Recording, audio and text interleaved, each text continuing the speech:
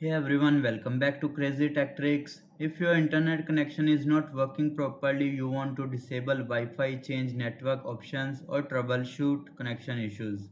So in this video, I will show you the easiest way to change adapter settings on Windows 11 in just few simple steps. So let's get started. So go to Start menu. Here you will search for Settings, open Settings, then go to Network and Internet. Scroll down. Here you will see advanced network settings. Click on it.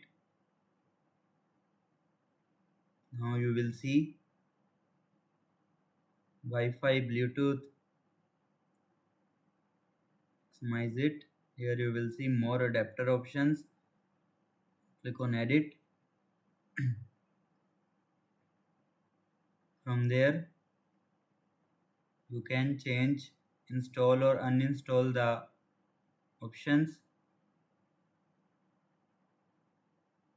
or if you want to see the properties you can click on, then click on properties. It will show you the all properties of the network adapter.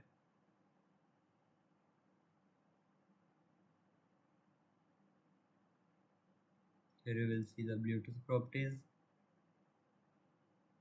If you want to reset all your network adapter settings, you can just simply click on network reset. It will reset all network adapter to factory settings. And that's it.